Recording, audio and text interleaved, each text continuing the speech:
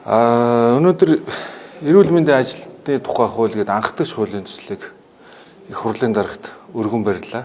Энэ хуулийн хэрэгцээ шаардлага болон олон улсын түвшинд эрүүл мэндийн ажилтны тухай хууль хэрхэн бусад хуулиудтай уялдаж явдаг энэ судалгаа шинжилгээнүүдийг бүгдийг нь хийсний үндсэн дээр энэ анхдагч хуулийн төслийг санаачлан боловсруулж өргөн барьж байна. Тэгээд эрүүл мэндийн ажилтны тухай хууль дээр бол бас хэд хэдэн онцлог зүйлүүд байгаа.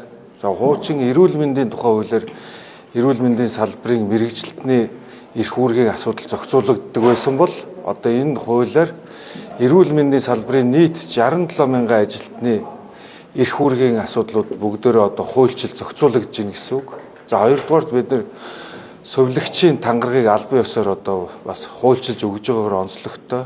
Гуравдугаарт эрүүл мэндийн салбарт ажиллаж байгаа нийт ажилтан албан хаагчдын нийгмийн баталгааны асуудлыг энэ дэр нэлээд хуульч тусгаж өгж гин. Одоо жишээ нь орон сууцны хангалт, за эрүүл мэндийн салбарт улсын болон төрийн өмчөд, орон нутгийн өмчөд, эрүүл мэндийн байгууллагад 10-аас дээш жил ажиллаж байгаа ажилчны нэг хүүхдийг их сургуульд сурахт нь одоо бас хөнгөлөг тэтгэлэг олгох, за мөн ажил мэргэжлээ гүйцэтгэж яваад эрүүл мэнд амь насаараа эрсдэж хохирсон тохиолдолд нөхөө олгорыг хэрхэн яаж шийдэх үү гэх зэрэг энэ асуудлууд тусгагдлаа.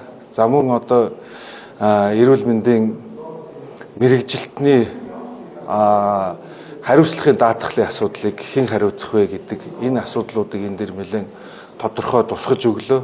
За мөн тавд хамгийн гол зүйл бол эрүүл мэндийн ажилтны нэгдсэн холбоог байгуулж үүгээрээ зарим нэг одоо төрийн зүгээс одоо олгодог байсан лиценз зөвшөөрлүүдийг илүү их одоо мэрэгжлийнх нь холбоодууд хариуцуулах энэ зохицуулалтуудыг оруулж өгснөөрөө энэ хууль маань нэлээд онцлог болж байгаа. Ингээд энэ хууль хэрэгжиж эхэлснээрээ манай одоо эрүүл мэндийн салбарын нийт 67 мянган ажилчны эрх үүргүүд одоо маш сайн тодорхой болж байгаа гэж ойлгож байна.